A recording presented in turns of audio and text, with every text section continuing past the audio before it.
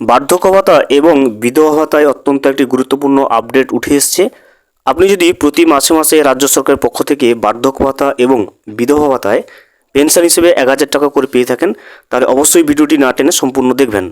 অন্যথায় আগামী মাস থেকে কিন্তু বার্ধক্য ভাতা এবং বিধবা ভাতায় পেনশনের 1000 টাকা আপনার ব্যাংকে ঢোকা বন্ধ হয়ে যেতে পারে।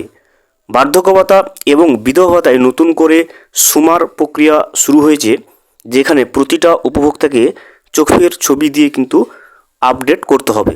আর কিন্তু টিপছাপ অথবা লাইফ সার্টিফিকেট জমা দিলে হবে না, সবাইকে এবার দিতে হবে চোখের ছবি এই সুমার প্রক্রিয়াতে। নয়তো বার্ধক্য ভাতা এবং বিধবা ভাতায় পেনশনের টাকা বন্ধ করবে রাজ্য সরকার নির্দেশিকা দিয়ে কিন্তু জানিয়ে দিয়েছে। এই সুমার প্রক্রিয়ায় কিভাবে বার্ধক্য ভাতা এবং বিধবা ভাতায় চোখের ছবি আপডেট করবেন, অনলাইনে করতে হবে নাকি অফলাইনে করবেন, কী পদ্ধতিতে করবেন, এই সংক্রান্ত রাজ্য সরকারের যে নির্দেশিকা চলে এসছে সেই নির্দেশিকা কিন্তু আজকের এই ভিডিওতে আমরা বিস্তারিতভাবে জেনে নেব। ভিডিওটি বিস্তারিতভাবে দেখে নেওয়ার আগে ছোট্ট একটা অনুরোধ, যদি চ্যানেলে নতুন হয়ে থাকেন অবশ্যই চ্যানেলটা সাবস্ক্রাইব করে রাখবেন এবং নোটিফিকেশনটা অল করে রাখবেন এই ধরনের সমস্ত আপডেট সবার আগে পাওয়ার জন্য। চলুন আজকের আপডেটটা আমরা বিস্তারিতভাবে দেখে নিই। মহানগরীর কারা বার্ধক্য ভাতা বা বিধবা ভাতার মতো সরকারি অনুদান পাবেন তা ঠিক করতে অভিনব পদক্ষেপ নিল কলকাতা পুরসভা। সরকারি সুবিধাভোগীদের টিপছাপ নয় লাইফ সার্টিফিকেট ভাতা প্রাপকদের চোখের ছবি নেওয়া শুরু হয়েছে। 9 ডিসেম্বর থেকে শহরের 144টি ওয়ার্ডে সুমার শুরু হয়েছে। দেখতে পাচ্ছেন 9 ডিসেম্বর থেকে কিন্তু এই সুমার প্রক্রিয়া শুরু হয়েছে এবং চলবে 31 ডিসেম্বর পর্যন্ত। নতুন বছরের শুরুতেই শহরের বিপিএল তালিকাভুক্ত সরকারি সুবিধাভোগীদের তালিকা প্রকাশ করবে পুরসভা। শহরের 60 অর্থাৎ 60 বছরের ঊর্ধ্বে যে সমস্ত ব্যক্তিদের রয়েছে ওই সমস্ত ব্যক্তিদের মধ্যে দারিদ্র্য সীমার নিচে বসবাসকারী নাগরিকদের সংখ্যা জানতে প্রতিটি ওয়ার্ডের প্রতিটি বাড়িতে যাচ্ছেন অঙ্গনওয়াড়ি কর্মীরা। বিপিএল তালিকাভুক্ত বয়স্ক ব্যক্তির যেমন ছবি তোলা হচ্ছে, তেমনি কর্নিয়ার ছবি নেওয়া হচ্ছে। পুরসভার সামাজিক উন্নয়ন দপ্তরের মেয়র পরিষদ মিতালি বন্দ্যোপাধ্যায়ের কথায় দীর্ঘ কয়েক বছর সুমার হয়নি।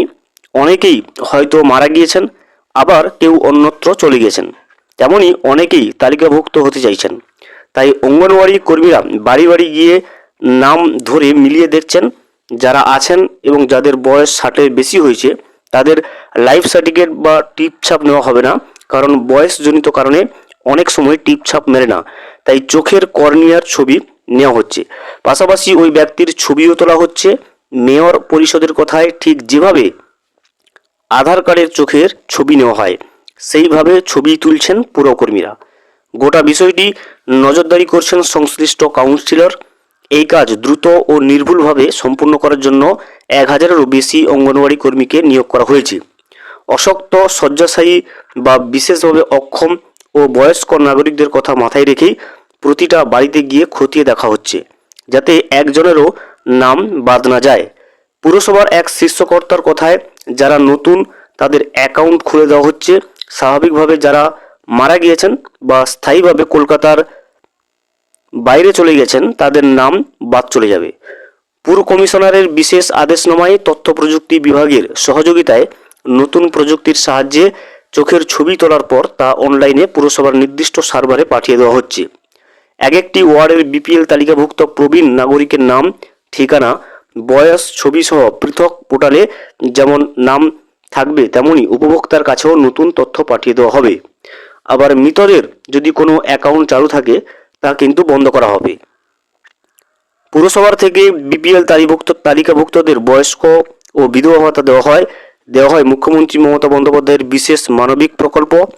পুর তথ্য অনুযায়ী শহরের 144টি ওয়ার্ডে বিপিএল বর্তমানে সরকারি অনুদান তথ্য বয়স্ক ভাতা পেয়ে থাকেন 13,501 জন, বিধবা ভাতা পেয়ে থাকেন 14,571 জন এবং মানবিক ভাতার প্রাপকের সংখ্যা হচ্ছে 335 জন। এবং সেই তালিকা রাজ্যেও রয়েছে। রাজ্যের সংখ্যাটা দেখুন, বয়স্ক ভাতা পেয়ে থাকেন 1,22,270 জন, বিধবা ভাতা পেয়ে থাকেন 73,586 জন এবং মানবিক ভাতা পেয়ে থাকেন 14,973 জন। ভিডিওটি সম্পূর্ণভাবে দেখার জন্য অসংখ্য ধন্যবাদ। এখনও পর্যন্ত যদি চ্যানেলে নতুন হয়ে থাকেন এবং সাবস্ক্রাইব না করে থাকেন, অনুগ্রহ করে চ্যানেলটা সাবস্ক্রাইব করে পাশে থাকবেন।